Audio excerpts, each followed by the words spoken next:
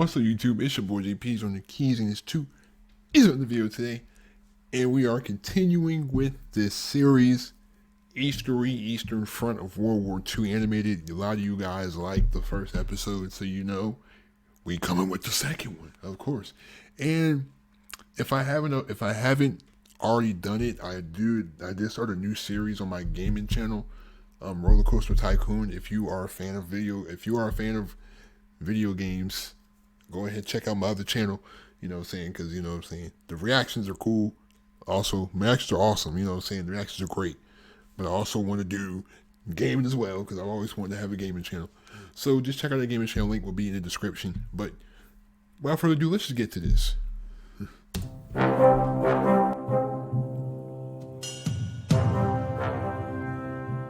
In 1941, the Axis invaded the Soviet Union, planning to overrun the European part of it before the onset of winter. However, the resistance was stronger than expected, and by the beginning of October, they had expended much of their offensive capabilities. Assuming that the Red Army was on the brink of collapse, they launched an all-out attack. The Soviet Union had still resources left, and the Axis forces found themselves overextended. The Red Army was seriously weakened, but it did not let the opportunity slip and counterattacked with all available forces, forcing the Axis into a retreat.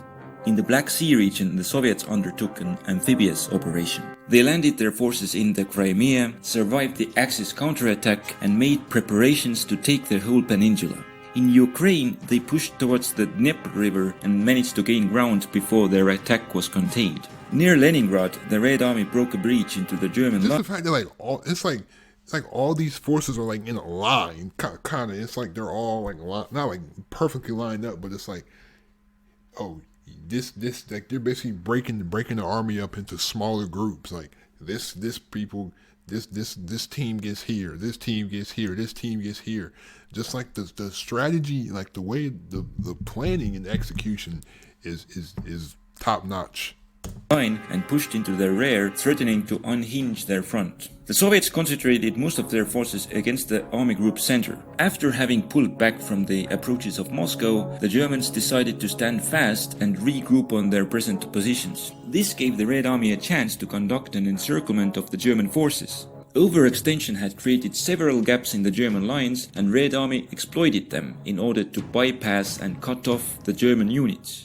Despite of moving behind the German lines, they did not have enough strength to cut the main railway supplying the German forces, and the Germans were able to cut off and contain the breakthroughs. In the north, the Soviets encircled the German Second Corps at Demyansk, but it was sustained by air supply. After realizing that it lacked the strength to conduct a major attack, the Red Army concentrated its efforts on the most promising sectors. However, by this time the Germans had secured their position, and the attacks achieved only minimal progress. After having reorganized further, the Germans were able to conduct small offensives of their own. That's crazy how they were able to fight their way out of they literally fought their way out of their situations.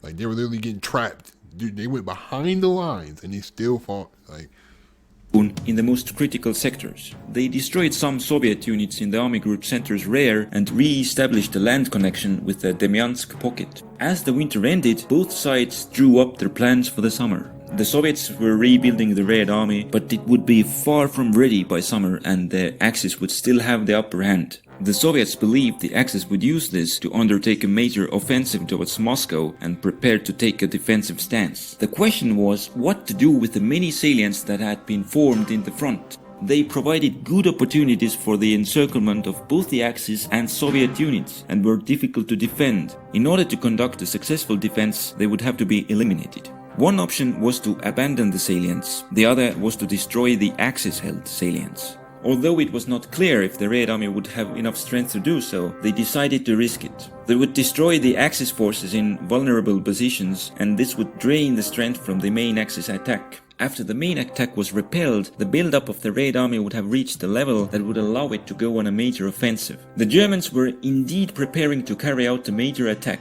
Comparing with the previous year, their resources had decreased and they were unable to mount a large Barbarossa-style offensive. Instead, they planned to undertake several consecutive offensives in order to destroy the Soviet Union. As the first step, they would capture the Caucasus oil fields in order to deny the Soviet Union most of their oil supply and gain a long-term source of it themselves. This would allow the Germans to continue waging the war in full capacity. Next, Leningrad would be taken, and then the Murmansk Railroad would be cut. So it's like they're trying to encircle them in a way. To be honest, like you're cutting off. You can't really flank them from like the top. You know what I'm talking about, from like, this is obviously like the top, but like, you know what I mean. Like you flank them from above, like kind of like from the north. From the north, that's what I meant. You flank them from the north, because then they got the north cover, and then you can't flank them from the south and try to go behind them because they got the south cover. Like I like the strategy, like trying to like come inward like this, like just kind of like the kind of you circle them, and then like all your forces meet at one point, and that's where you're the strongest. Depriving the Soviet Union of its main sources of foreign aid. Meanwhile, in the center, the German forces would hold their forward positions in order to provide a good springboard for an offensive. After the Red Army had been weakened by previous steps and the Axis had freed up their forces, they would occupy the main Soviet industrial base in central Russia. Before and during the main operations, the Axis would clear out as many of the contested areas as possible to free up more troops. The first Soviet attack was in the north, where they attempted to push the Axis forces back in order to increase the security of the Murmansk Railroad, but they failed to make any serious advances in the rough terrain and went on a defensive. The next operation was meant to destroy the most vulnerable German salient at Demyansk, but the Germans continued to hold on to their positions and their progress was minimal. The next operation was undertaken by the Axis in the southernmost part of the front. In the Crimea, the open steppe suited well for close air support, and the Germans used it to break through the Soviet lines. The Red Army had previously conducted several offensives, and its forces were deployed forward, lacking the depth to contain the Axis breakthrough. The Soviets were unable to stop the Axis advance and had to abandon the peninsula. In Ukraine, the Soviets had finished their preparations first and went on the offensive, attempting to take Kharkov with a two-pronged attack. The Axis forces were not far behind in their deployment, and 5 days after the beginning of the Soviet attack, they went on an offensive of their own. The Red Army did not anticipate such a move, and the German units managed to cut off the attacking Soviet troops. Wow, that's you basically got beat. You got beat with your own game. Like so like the Germans were encircling the Soviets at first, and then the Soviets tried to encircle them, and then they couldn't do it, and then all of a sudden, the Soviets get encircled again with their own tactic. Bro, I think the winner was really the one saving grace that really turned around, because from what it looks like right here, the Soviets was getting whooped from what it looks like from here. But again, you know what I'm saying, history plays out. And then if that would have been the case, then Germany would have extended all the way to like near China and Asia. So obviously then that would have been even more land for Hitler to control, and then would have been a lot. Yeah, it wouldn't have been good if you had, especially with the amount of people that lived in the Soviet Union at that time. Yeah, that would have been a pretty sight. Troops and destroy them. In the north, near Leningrad, the Soviets were unable to fully exploit their breakthrough. Having realized the vulnerability of their position, they decided to... And listen, if you're from Russia, I am in no means trying to demean the Soviet army. I'm just saying that winter definitely was a factor. It was probably the biggest factor. You know what I'm saying? I love all my supporters wherever you come from. Just letting you know, I don't have any ill will towards any countries. I definitely don't. Evacuate the salient. However, the Germans beat them to it and cut the neck of the salient. During the next month, the encircled Soviet forces were eliminated. In the center, both the Soviets and the Germans were preparing their own offensives. As the German operation was of smaller scale, it was ready first, and they proceeded to clear out the pocket south of the railroad. Soon, they had full control over the territory, although part of the Soviet forces managed to escape and reached their main lines. After having regrouped their forces, they turned against the northern salient. They cut its communications with the main Soviet front and pushed into it, eliminating most of the Soviet units. Destruction of the Red Army formations behind the German lines forced a change in the Soviet plans, and their offensive in the center was postponed. In the south, the failure of the Kharkov offensive had left the Red Army in disarray, and the Germans decided to exploit the opportunity. They conducted 2 smaller attacks, but this time the Soviets pulled their forces back and did not offer strong resistance. the amount of prisoners taken was limited. Now everything was ready to carry out the German plan to capture the Caucasus. Okay, now I see what you're trying to do. I see what they're trying to do. The Soviets they're trying to eliminate as many losses as possible. Okay, we'll take a loss, but if it's a little bit, but not when we're losing 100, 200,000 men. Maybe we'll take 10,000 or 15,000.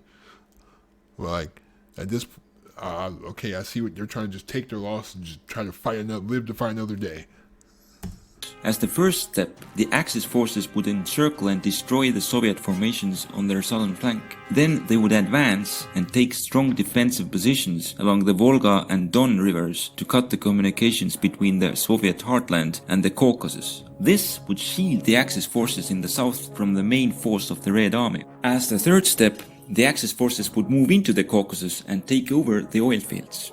The first German attack reached the Don River as planned. The Soviets expected that they would turn north towards Moscow and deployed their reserves, conducting a counterattack from this direction. In the south, the Red Army began to withdraw to avoid encirclement. Because the German plan was founded on the assumption that the Soviets would avoid retreat, as they had done in the previous year, they were now confronted with the possibility of Soviet forces escaping the encirclement. They altered the plan, sending the forces immediately to the south in order to catch the Soviet units. However, the Soviet formations further south joined the retreat, allowing most of them to escape the encirclement. By this time, the Soviet command had understood the German intentions and had deployed their strategic reserves to keep the Axis away from the Volga River. Meanwhile, their other forces retreated south over the Don. During that time, the Germans... So it's kind of like a game of cat and mouse. Like you're trying so hard to not let people get behind you.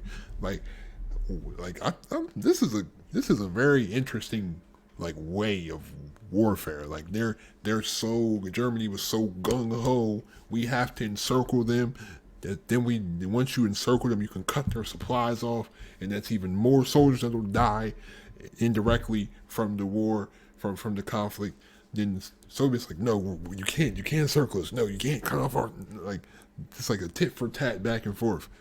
had also captured Sevastopol, and when it was clear that the Caucasus direction was properly covered, they sent their freed up forces north to take Leningrad. In the central part of the front, the Germans were finishing the preparations to destroy another Soviet salient, but before that, the Red Army had finished deployment and commenced its offensive against the Army Group center. The Germans reinforced the defenses and then attempted to cut the southern Soviet salient with weaker forces, but were unable to. The terrain in the area of the Soviet attack was not suitable for the use of heavy weapons, and the main brunt of the fighting fell to the infantry, which suffered heavy casualties. Despite pushing the Germans back, they were unable to destroy their forces. Limited attacks continued for a month more, but they failed to secure more territory. In the north, the Germans planned to use reinforcements from the Crimea to cut off Leningrad. In addition, they planned to undertake several operations in order to improve their defensive positions. The Red Army was meanwhile preparing to re-establish the land connection to Leningrad by pushing through the thin strip of the German-held territory. The Soviets attacked first, and the Germans had to use the reserves to repel them.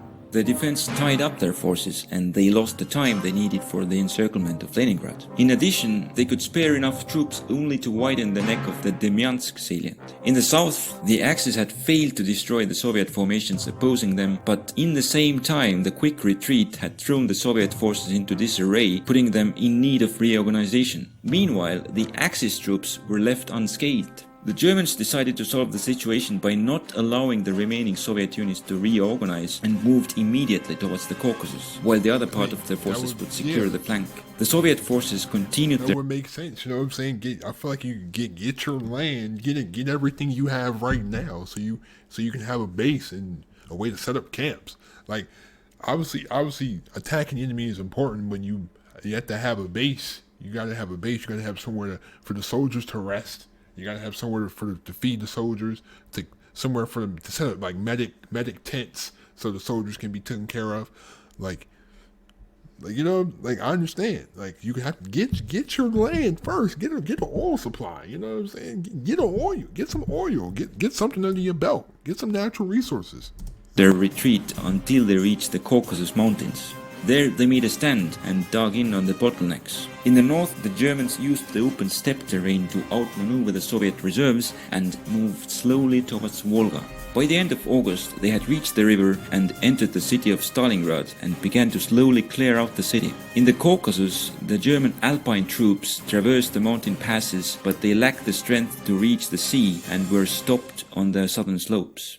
During the following months, the spread out Axis forces continued to make small gains. Although the Axis had made serious advances, they were unable to deliver a crippling blow to the Soviet war effort and decided to complete their objectives in the next year. They anticipated that the Soviets would have enough strength for a winter offensive in one sector and that they would attempt to destroy the salient in the central part of the front. The Germans countered the threat by deploying their reserves. Meanwhile, in the south, the Axis forces attempted to improve their positions as much as possible before the onset of winter. They tried to cut off the Red Army units in the Black Sea coast, but they could not break through the hills. In the central Caucasus, the Germans caught the Red Army off balance and moved deep into the hills until the Soviets redeployed their units. After that, coming of the winter snow put an end to the offensives in the Caucasus. By the Volga, the Axis forces had advanced steadily during the last months, and in the middle of November, they were in the process of removing the last Soviet presence in Stalingrad. They were not expecting a major attack in the south, and instead of creating a defense in depth, the forces of the Axis flank were deployed offensively, concentrating in the east at the point of effort. In this situation, the Soviet breachheads over the Don were considered of secondary importance and were covered by Romanian forces, who lacked anti-tank equipment and were not keen on fighting. Contrary to German estimations, the Red Army had the forces to conduct 2 winter offensives. They had deployed their second force in the south to make full use of the Axis deployment in the okay, if there's more than double your men, then yeah, you can't always underestimate your enemy, because you never know, man. sector. The Red Army managed to achieve surprise and overran the Romanian forces opposing them. Then they broke into the undefended Axis rear, cutting off their forward units. Next, they had planned to reach the sea and cut off all the Axis forces in the Caucasus region. However, some of the Red Army forces had to be diverted to repel the German attempt to relieve the Stalingrad pocket, and the advance could not be conducted to full extent. The year in the south ended with the Soviets crushing all Axis hopes to sustain their forces in the Caucasus and Stalingrad and were threatening to advance into Ukraine. At the same time, the Red Army was attempting to cut the German salient in the center. The Germans had deployed their reserves and were prepared for the attack. The Soviet attacks were met with staunch defense, and where they were able to penetrate the German defenses, they were thrown back by counterattacks. The Soviet offensive failed to achieve its objectives, and only in the western sector did the Red Army achieve some success. Thus, 1942 came to an end. The Soviets had secured the oil, and now the Wehrmacht lacked a proper plan to defeat the Soviet Union. The Soviet forces were moving west with the hope to inflict a decisive defeat on the Axis. At the same time, the Germans attempted to save the situation and create a stalemate. Whether they are successful will be decided in the next year. There is another question. How could I animate so many divisions? Well, I couldn't have done this without my patrons on Patreon, and I would like to thank them for their support. If you want to help the channel out and perhaps speed up the production of the videos, feel free to join them. Alright, well anyway, thank you for watching, definitely, thank you. I like this is so, I don't know, this is really interesting for me. I don't know why, just watching this, just watching like the lines go back and forth. I don't know why. Like I'm a visual guy, so I like seeing stuff. You know what I mean? Like just seeing those lines is really satisfying for some reason. Like the lines getting pushed back and forth and back and forth. I don't know. Like, but definitely, I feel like the winter definitely. I keep saying definitely, but the winter helped the Soviets a lot because obviously the Soviets were used to winter combat. I'm sure the Germans, of course, were also trained for winter combat, but not Soviet winter combat.